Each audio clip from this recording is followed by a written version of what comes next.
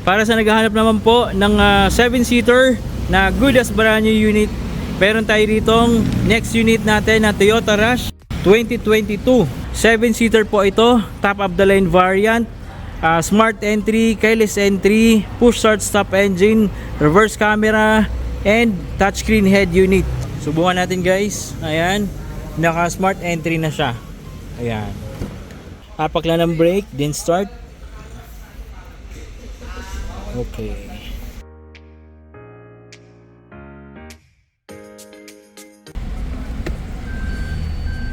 Ayan guys, automatic transmission with reverse camera and guidelines. Ayan, makikita nyo sa misis guys, nagbi-video sa likod. Ako naman nandito sa loob para i-check yung interior ng ating unit. Amoy bago.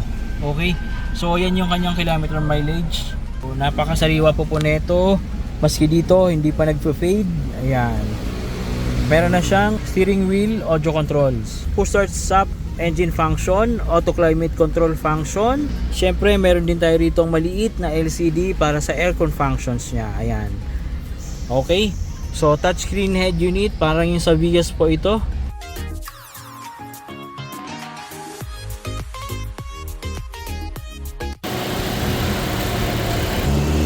Malinis na malinis po yung langis. Tahimik umandar, matining umandar, walang palya. Talagang akalain mo hindi umaandar kasi napakatining. Stable and fine yung idling talaga. Sariwan sariwa guys yung unit natin. Talagang napakakinis. All original pa. All original paint, all original body. Walang gas-gas, walang dents. Napakaganda.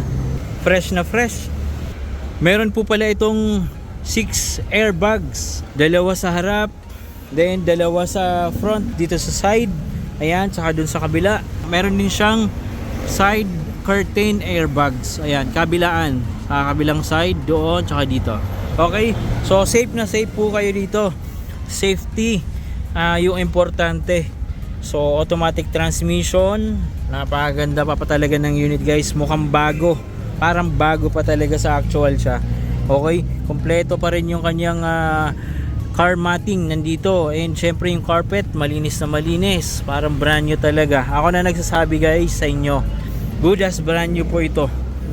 Kahit pumikit ka dito, hindi ka magsisisi guys, kasi napakaganda ng unit natin. Okay, very spacious yung interior, dual aircon. Okay, sa third row seat. Ayan, okay. Ayan, kasyang-kasya ang buong pamilya.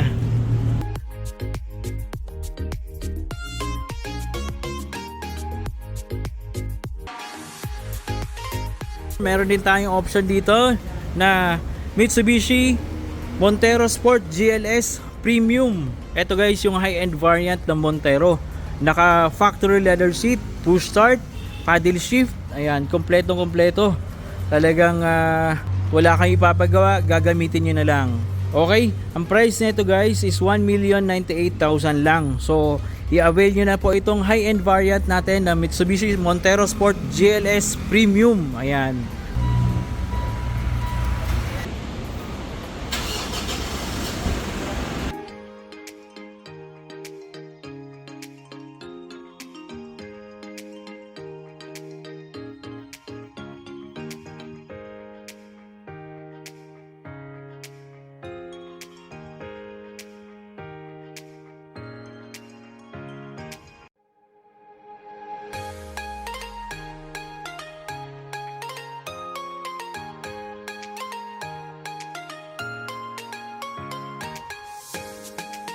Meron siya ditong cruise control.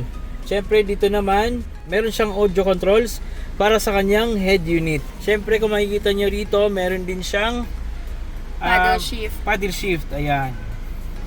And guys, meron na siyang navigation, radio, iPad connectivity, auxiliary, USB, Wi-Fi, CD. Meron din siya, and Bluetooth.